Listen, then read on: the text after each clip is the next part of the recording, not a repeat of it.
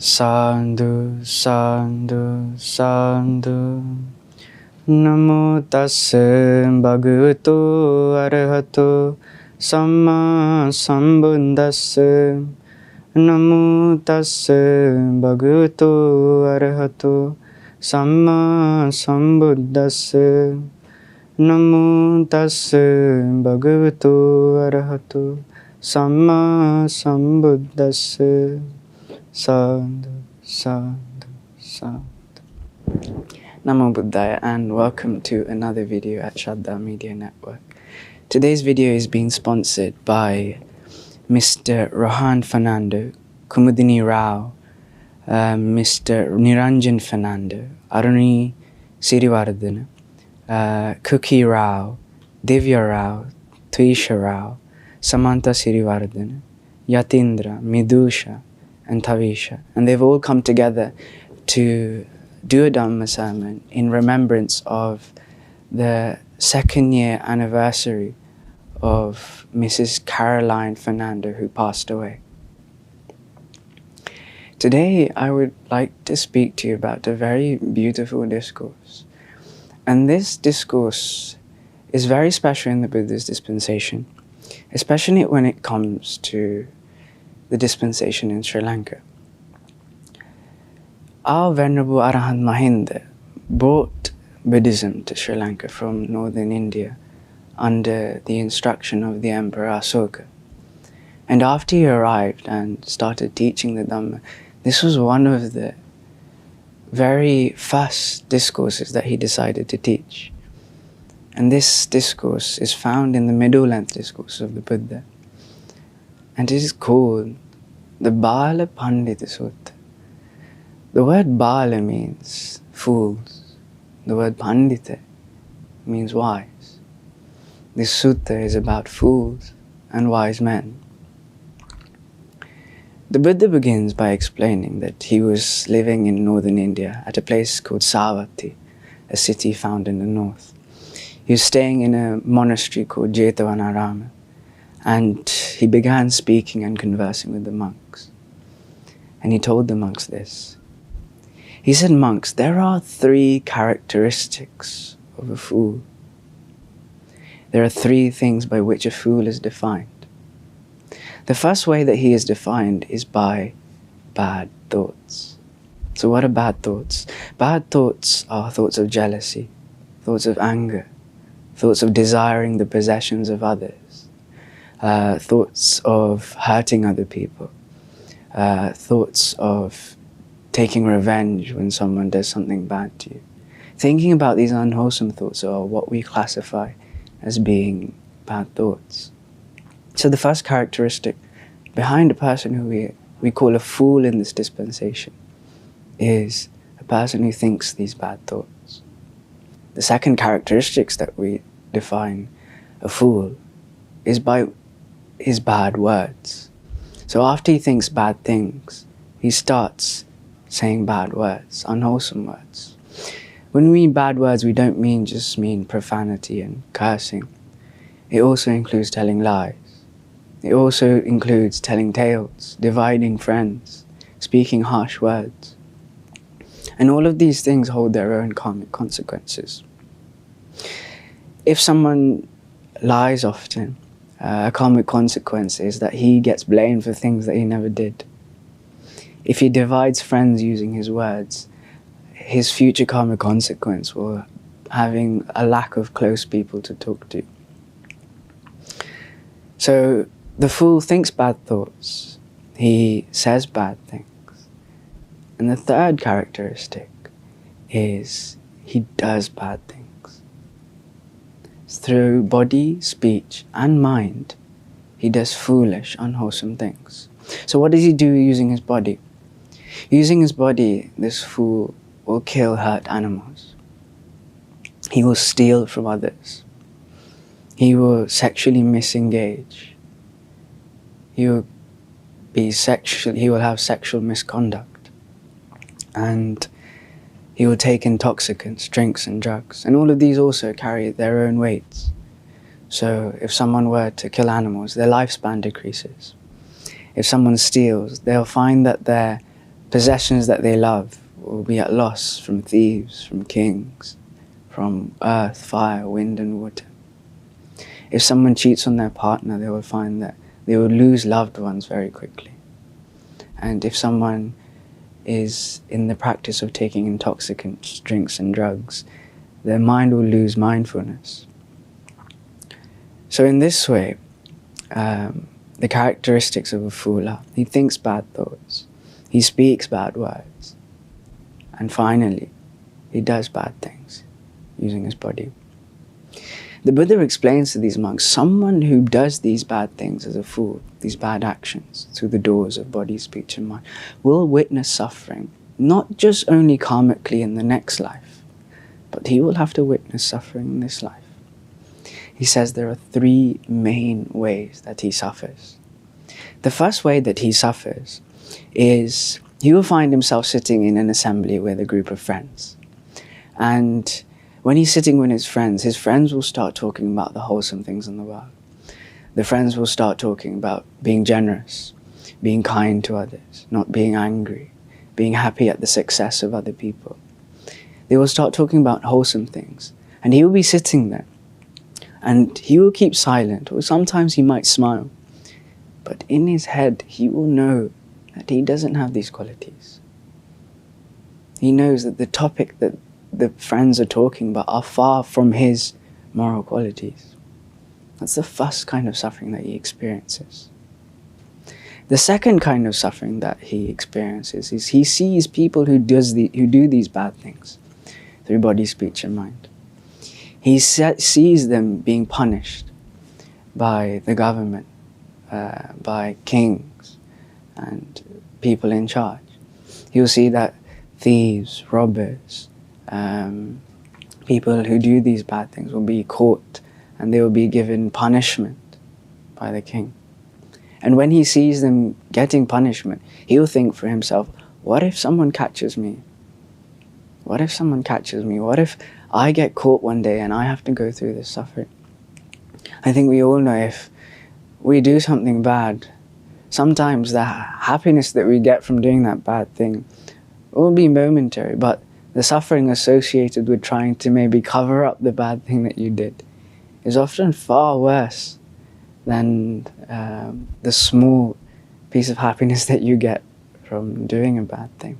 So this is what this is talking about. It's saying he sees people getting punished for the crimes that they did, and he's worried that he will too be caught and have to go through the same process.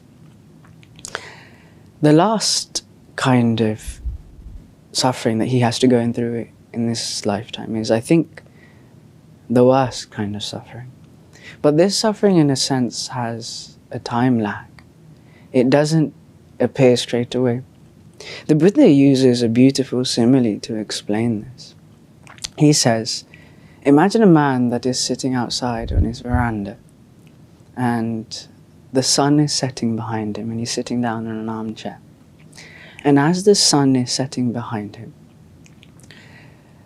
the shadow of his house falls upon him. There's not a single part of his body that is not covered in this shadow. This shadow completely envelopes him. It shades him.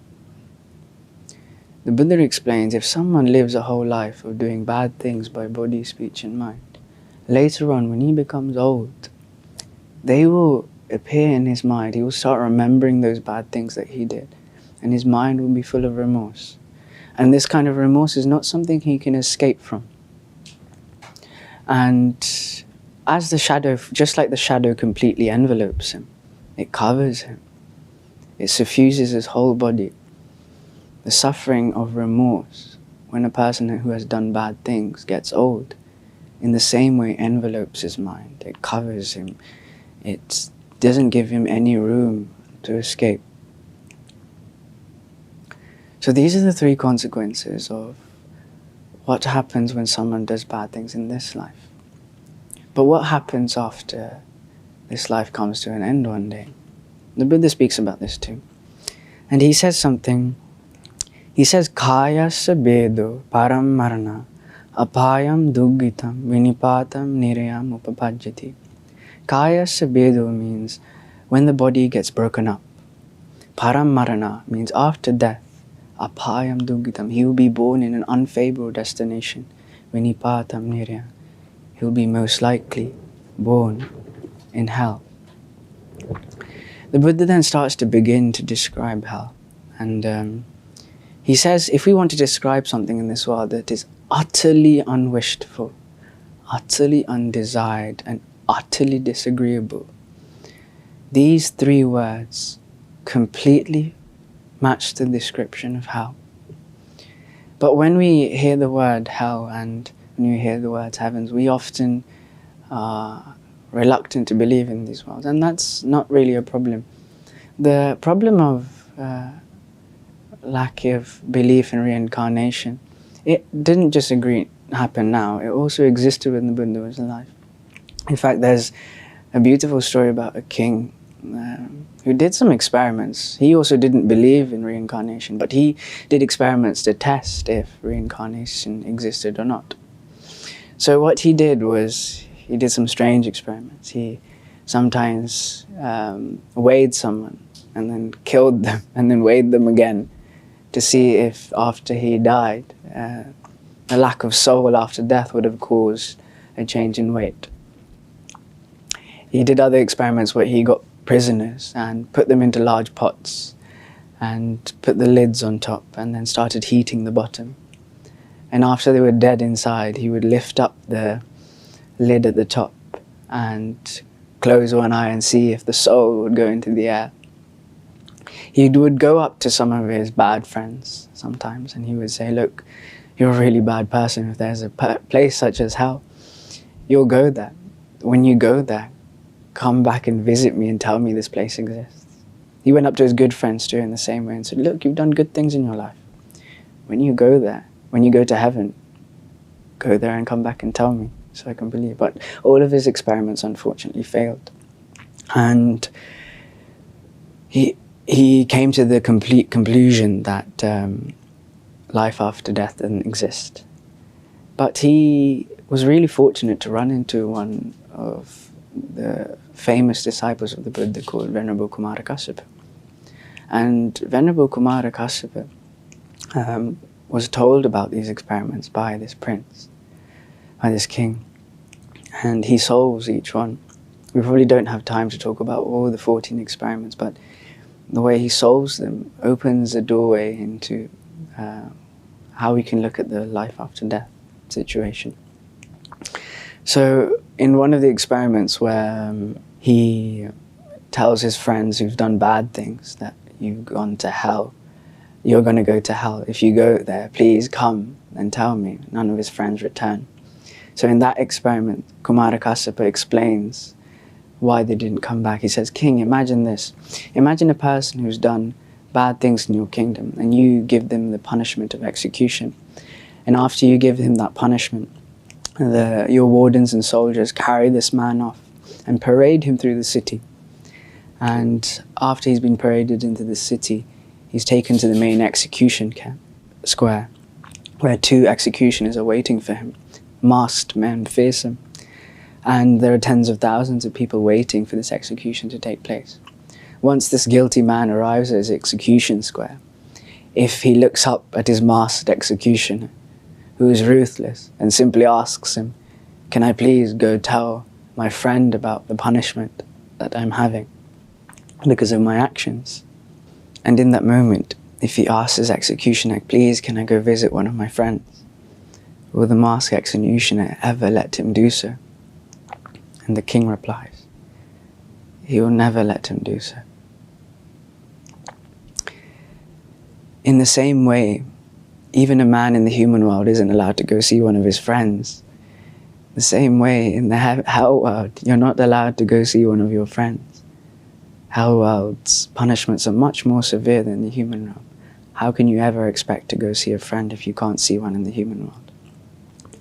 The king is happy by this answer, but he then illustrates the point that none of his friends who supposedly went to heaven came back. The wise monk explained in this way. He said, Your Majesty, imagine that there is a man that has fallen into a cesspit and he's stuck in there for a long time and there's not a single part of his body that is not covered in feces. After he's stuck there for a long time, a noble person comes along and invites him and helps him out. And after taking him out of the cesspit, he feeds him, bathes him, anoints him with various fragrances, gives him fresh white linen clothes, and after doing so, places him in a beautiful palace where he enjoys the 5 chords of sensual pleasure for 50 years. And after doing so for 50 years, if you were to invite him back to the cesspit, would he ever come? The king said, "Monk, he would never come." Just like that, the way that that person from the palace sees the cesspit is how a person in the heavenly world sees the human world. Although it doesn't look bad to us or distasteful for us, for someone in heaven, the human realm doesn't look like a good place. It looks like a cesspit. In the same way, they don't come. So in these 14 different experiments, if you wish to read, it's the Payasi Sutta. And these 14 different experiments all get solved by this monk, and he solves the problem of reincarnation for this king.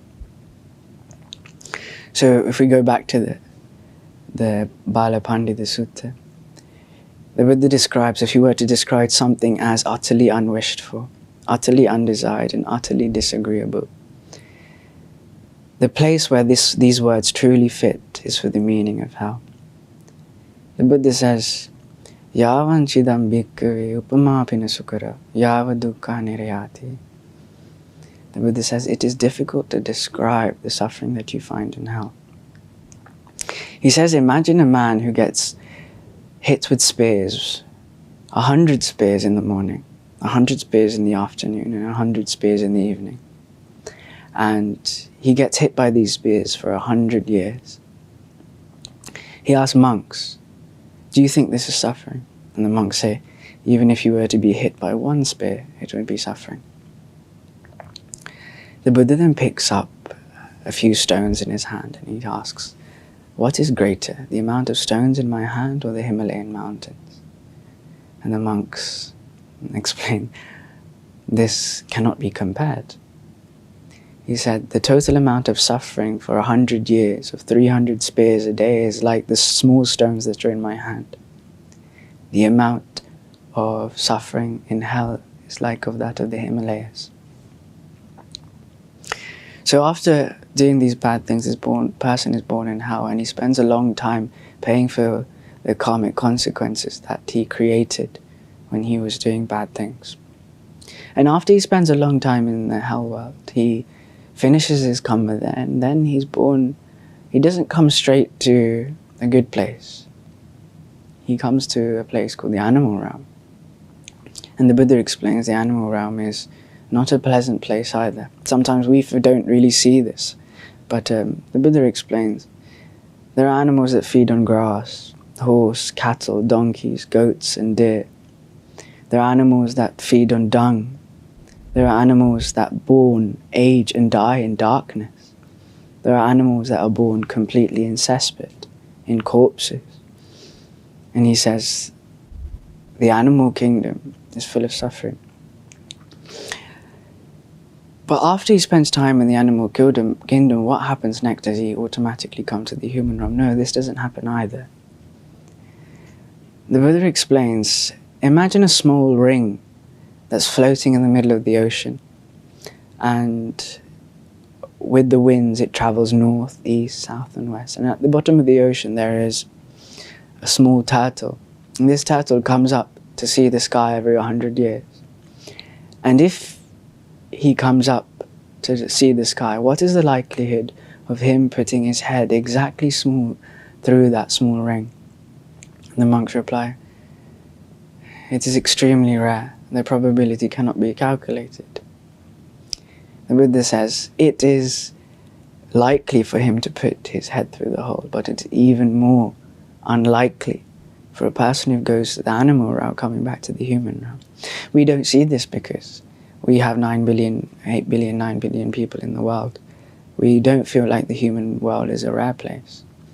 But if you look at 8 billion, 9 million people comparatively, It is an extremely, extremely small amount with all the animals that there are in the other worlds.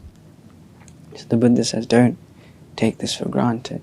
It's not easy to go from the animal world and come to the human world.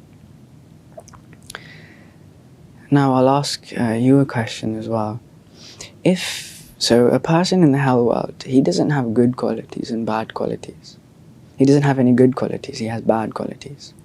So after he has bad qualities and he moves into the animal realm, what happens to him there? Does he bring good qualities or bad qualities with him? He brings bad qualities. He cultivates bad qualities. If he somehow makes it to the human realm, does he come with good qualities or bad qualities? If he's travelled to hell and the animal realm, he comes to this world with bad qualities in his hand. The Buddha explains, imagine a person playing cards, and when he sits down to play cards, he's been given a hand, and the hand that he's been dealt is bad. So when he's playing cards, just as he started, he's doomed to fail, he's doomed to lose, just because the cards that he has in his hands are bad. In the same way, the Buddha says, if a person comes from the animal realm to the human realm, the cards that he is dealt are bad cards. His characteristic traits will be anger, jealousy. He won't be able to live virtuously. He won't be able to refrain from killing animals, hurting other people, cheating. He'll bring these bad qualities with him. So when it comes to the game of the human realm, he is playing with bad cards in his hand. The Buddha says, even if he does make it to the human realm, he will often be born unhappy. He can be born into a poor family, a low family, with little food and not much to drink. He will be unsightly, he could be blind, paralyzed. We can't completely say that everyone who's born like this has come from the animal world. That's not a good conclusion to come to. But the nature of someone who's come from a bad destination is to have bad, unpleasant consequences, even when he comes to the human realm. So this is the fool. So we defined him as the person who does bad through thoughts, speech, and mind, and action. But what about the wise person? How do we define him? How does the Buddha define him? The Buddha defines him like this. He says there are 3 characteristics of a wise man. A wise man thinks good thoughts. So he thinks about loving kindness, altruistic joy, equanimity. He thinks about being generous. He doesn't think about taking revenge. He thinks good thoughts. He speaks good words. He speaks words that are gentle, soft, pleasant to listen to. And he does good deeds. He doesn't kill animals, he looks after them. He doesn't cheat on his partner. He doesn't steal. He doesn't take drugs, alcohol, intoxicants. He does wholesome things with his body. And because of this, he enjoys happiness in this lifetime in 3 ways. When his friends are assembled together and they're talking about the good things in the world, being generous, being kind to other people, giving to charity, he himself, he might stay silent, he might not even smile, but on the inside he'll like, my friends are talking about these qualities, and I have all these qualities. I have all of them. This is the first kind of happiness that he enjoys. The second kind of happiness he enjoys is when he sees people getting caught for bad things that they did, prosecuted, given punishments. He knows for himself that this will never happen to him. He's free from this kind of suffering. He's free from the suffering of fear. He has nothing to hide. This is the second kind of happiness that he enjoys in this very lifetime. And the last one, and I think this is the most valuable out of all of the consequences in this life. When he grows old, the Buddha provides a simile. It's like him sitting on his front porch on an armchair and the sun is setting behind him. The shadow envelopes him. It covers him. It suffuses his whole body. In the same way, when someone has done good things in their life, towards the last stages of their life, they can look back and be completely happy at how they lived. Their whole shadow will envelope them. The shadow of good deeds will envelope them, cover them, and suffuse their whole body. There's not a single part of his body and mind that is not covered by this shadow. This is the last and one of the most important consequences of doing good things. Okay, he grows old and passes away. What happens to him next? The Buddha says, Kaya sabedu paramarana sugatim saggam lokang upapajjati. Kaya sabedu means after he passes away. We spoke about this before. Paramarana, after death. Sugatim saggam, he is born in the heavenly worlds among the deities. The Buddha then begins to describe heavens. He says, there are things in this world that are wished for, that are utterly wished for, utterly desired, and utterly agreeable.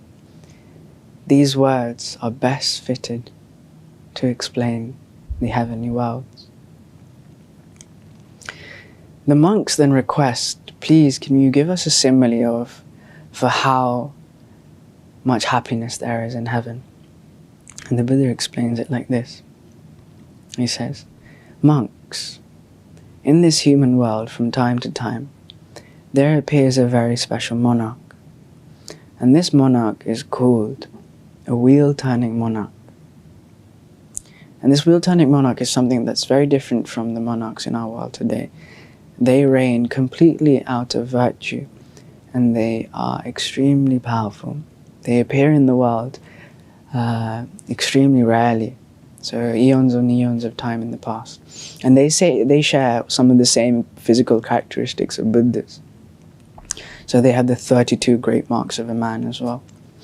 And the Buddha here describes some of the happiness that he enjoys.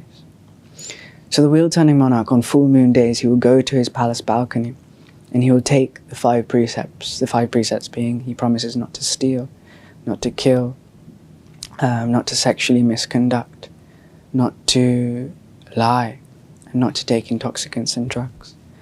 And after he takes these precepts on the full moon day, he looks out onto his balcony. In front of him appears a beautiful divine wheel treasure.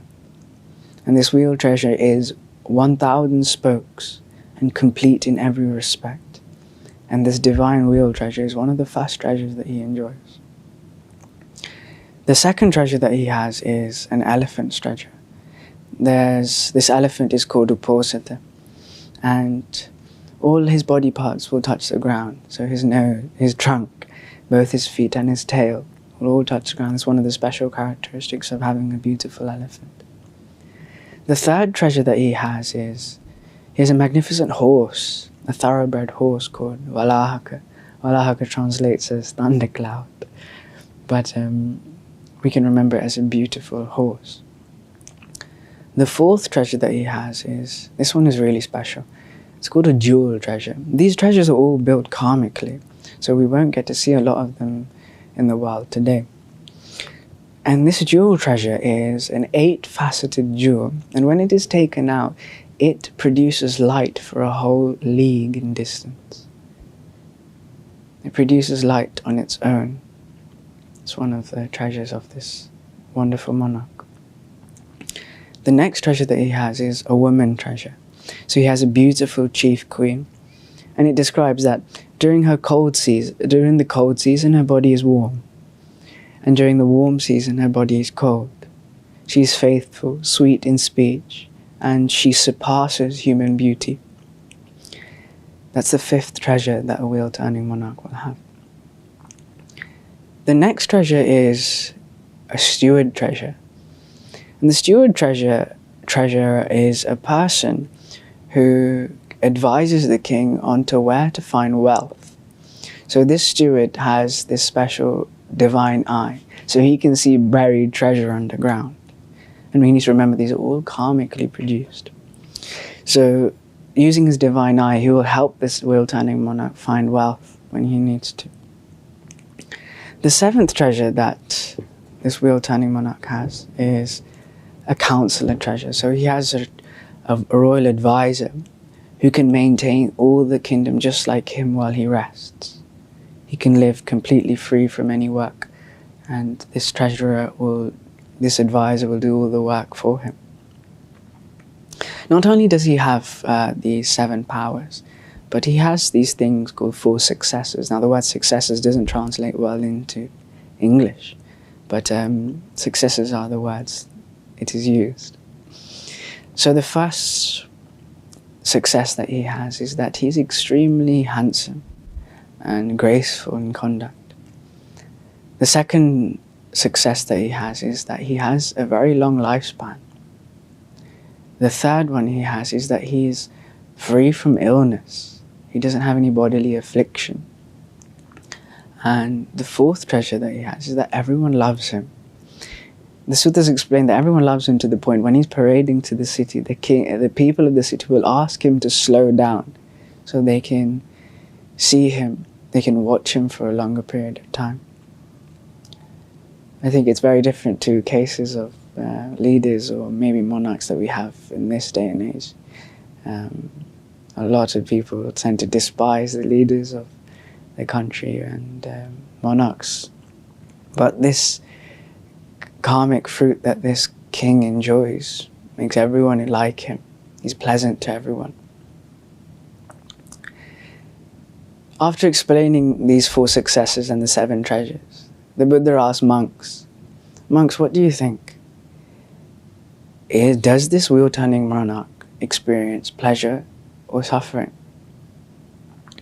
And the monks say, even if you were to have 1 treasure out of all of these 7, or to have 1 success out of all of these 4, it will be a lot of pleasure, it will be a lot of happiness. The Buddha then again picks up a stone in his hand. He picks up a stone in his hand and he asks, what is greater? The amount of stones in my hand or the great Himalayan mountains?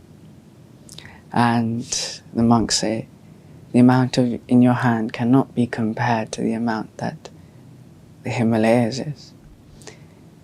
Monks, the amount of pleasure and happiness that the wheel-turning monarch enjoys is like the pebbles that are in my hand. The happiness of heaven is like of those mountains.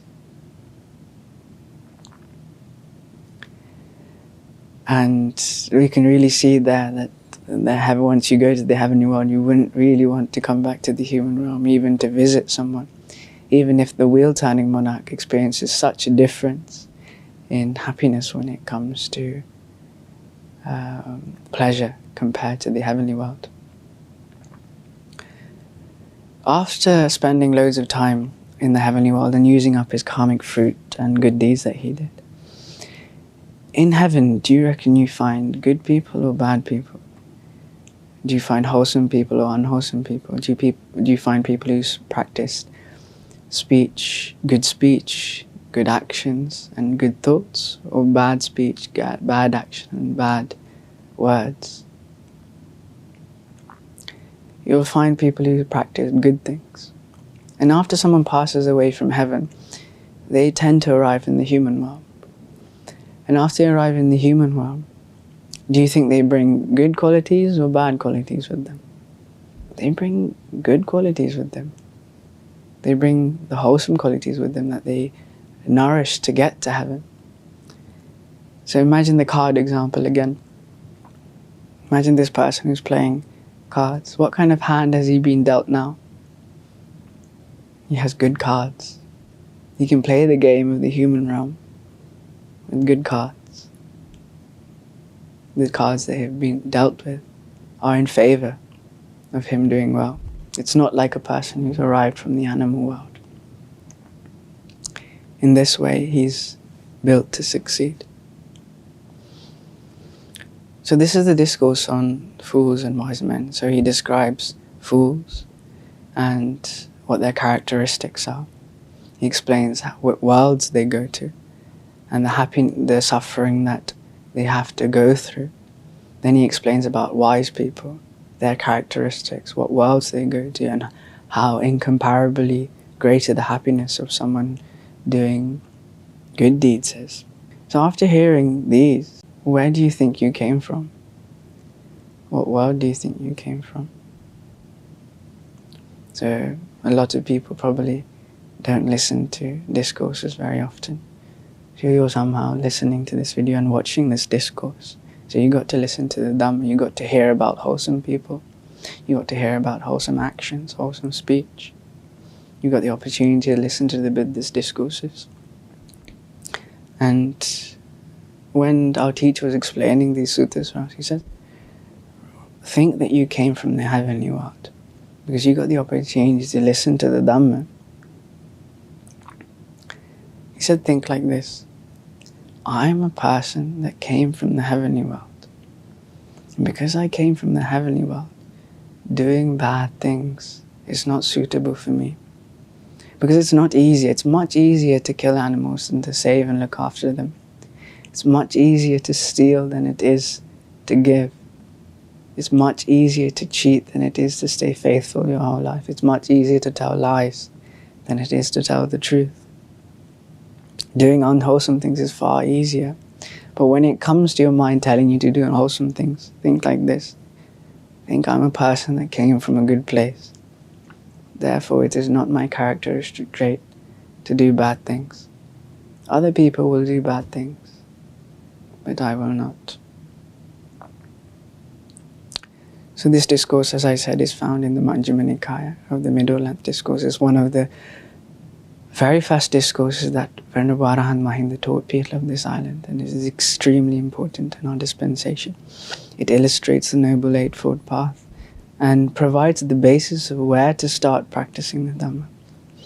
So I hope out of listening to this Dhamma and contributing to this Dhamma Sabha, we are all able to understand the Four Noble Truths in the Gautama Buddha's dispensation.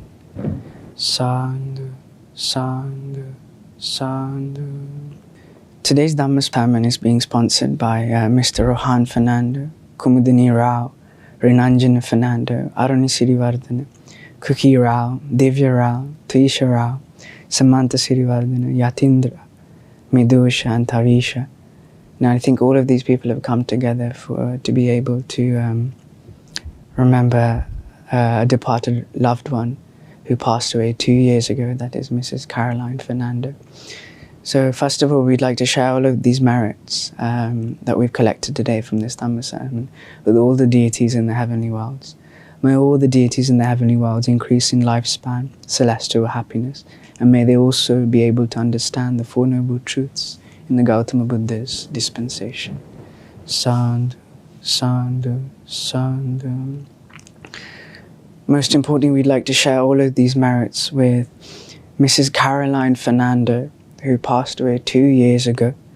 And we wish her, through the power of this merit, in her new lifetime, to have a long lifespan, to be free from illness, free from any suffering. May she be able to also understand the Four Noble Truths in the Gautama Buddha's dispensation. Sadhu, sadhu, sadhu. We'd also like to share all these merits with our teacher and preceptor at Mahamilna and all the monks residing here. May all the monks be able to understand the Four Noble Truths in the Gautama Buddha's dispensation. Sadhu, sadhu, sadhu. We'd also like to share all of these merits with all the sponsors of this broadcasting and to those in their family, specifically all the names listed, such as Mr. Rohan Fernando, Kumudini Rao, Rinanjan Fernando, Aruni Sirivardhana, Kuki Rao, Divya Rao, Tuisha Rao, Samantha Sirivardhana, Yatindra, Midusha and Tavisha. I think all of those being sons, daughters and granddaughters and everyone in their family. So we wish to share all of these merits with everyone in that family. May everyone in that family have a long lifespan, be free from sickness and suffering. May they all be able to one day understand the Four Noble Truths in the Gautama Buddha's dispensation. Sadhu, sadhu, sadhu. We'd also like to share all these merits with everyone at Shraddha Media Network and all our monthly donors. and benefactors who help us make these videos. May all of those people be free from suffering. May they also be able to understand the Four Noble Truths in the Gautama Buddha's dispensation. Sadhu, sadhu, sadhu. Namo Buddhaya. මෙවැනි වටිනා ධර්මදේශනා ශ්‍රවණය කිරීමට ශ්‍රද්ධා daily YouTube චැනලය subscribe කරන්න.